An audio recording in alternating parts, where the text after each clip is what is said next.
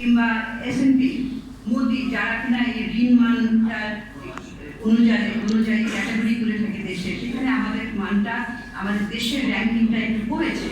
অর্থাৎ এই যে অর্থনৈতিক সংকট, তো সেই সংকট হলে সেই ধরনের হলে কিন্তু কমার্শিয়াল ঋণও অর্থাৎ বাণিজ্যিকভাবে ঋণটা পাওয়াটাও কিন্তু কষ্টকর হবে, যে ঋণ ফেরত দেওয়ার সক্ষমতা। তো সেটা একটা যে সরকার যে গ্যারান্টি দিবে, সফরেন গ্যারান্টি আমরা বলি, তো সেটার ক্ষেত্রেও কিন্তু তখন তারা রেটিং নিচে হয়ে গেলে ঋণ দিতে দ্বিধা করবে এবং দিলেও সেটার ইন্টারেস্ট রেট অনেক বেশি হবে, সেটা একটা। আর আরেকটা হচ্ছে যে আমাদের যে এই ঋণের মানে ওভারঅল যে অন্যান্য দেশের ধরেন বাইল্যাটারাল ঋণগুলো দিচ্ছে, তো সেইগুলো তো একটা দেশ তখন তাদের দেশের থেকে দিচ্ছে, তো তখন এই একদিকে হচ্ছে সুদের হার বেড়ে যাবে, আরেকদিকে হচ্ছে অনেক ধরনের শর্ত বেড়ে যাবে। তো শর্তগুলো পূরণ করতে গেলেও কিন্তু আমাদের বেশ একটা প্রস্তুতি দরকার। এই যে ধরেন আমরা IMF থেকে ঋণ নিই আমাদের ব্যালেন্স অফ পেমেন্ট সাপোর্টের জন্য কিংবা আমাদের অন্যান্য খাতের জন্য, তো তখন কিন্তু কতগুলি ঋণের জন্য বিপরীতে শর্ত দেওয়া হয়, সেগুলো নিয়ে আপনারাও লেখালেখি করেন।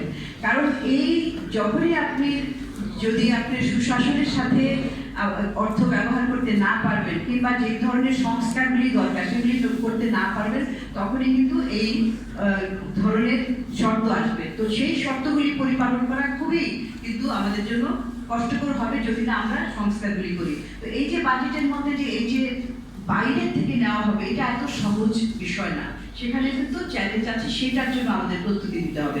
তো এটা বলার অর্থ যে এই যে বাজেটের জন্য বাজেটের মধ্যে যে এই রাজস্ব বিভাগেরও যে কাঠামোটা দেওয়া হয়েছে, ফিসকাল ফ্রেমওয়ার্কটা যেটা দেওয়া হয়েছে, যেখানে এই জাতীয় রাজস্ব বোর্ডের থেকেই আদায় হবে 6,04,000 কোটি টাকা, সেটাকে আমাদের এই SBR এর বর্তমান অবস্থায় বর্তমান কাঠামোতে তার সক্ষমতা আছে কিনা, সেটা একটা বিরাট প্রশ্ন। এবং আমরা জানি যে চিরাচরিতভাবে দেখা যায় যে বছরের শেষে এসে এটা বাজেটের টার্গেটটাও সংশোধন করা হয়, নিম্নমুখী করা হয়, এবং তারপরে দেখা যায় যে এই SBR এর যে লক্ষ্যমাত্রা সেটা বরাবরই গত 10-12 বছর থেকে কিন্তু তারা এটার পরিপালন করতে পারছে না, কারণ তাদের প্রাতিষ্ঠানিক সক্ষমতা নাই, তাদের দক্ষ জনবল, পর্যাপ্ত জনবল, অটোমেশন, প্রযুক্তির ব্যবহার এগুলো এখনো আমরা করে উঠতে পারি নাই।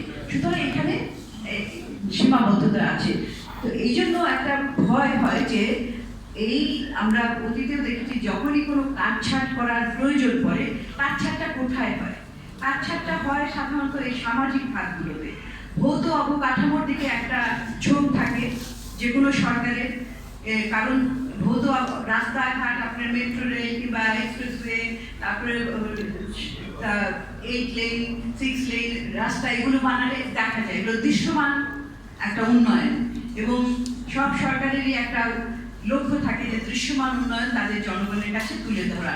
তো সেগুলোর দিকে নজর দিতে যে আমাদের এই যে খাতগুলো, সামাজিক খাতগুলো, শিক্ষা, স্বাস্থ্য, এখানে কিন্তু কম মনোযোগটা আসে, কারণ এখানে পরিবর্তনটা খুব ধীরে ধীরে হয় এবং সেটা খুব একটা দেখা যায় না, কারণ এটা গুণগত পরিবর্তন, এটার জন্য অনেক দিন লেগে যায় সেটা, এবং ওইভাবে দেখা যায় না। কারণ কেউ যদি আমাদের শিক্ষার মান উন্নত করে, আমরা যদি আমাদের ছেলে মেয়েদেরকে উচ্চ শিক্ষিত করি, তারা বিভিন্ন জায়গায় বিজ্ঞানী, ডাক্তার, এই সমস্ত বিভিন্ন কিংবা বড় বড় জায়গায় তারা কাজ করতে থাকে, তো ওটা তো অতটা দেখা যায় না খুব, এবং এটা খুব একটা মিডিয়াতেও আসে না যে খুব ভালো ইয়ে হয়েছে, অগ্রগতি হয়েছে। তো সেই জন্য ওই দিকে মনোযোগটা থাকে না।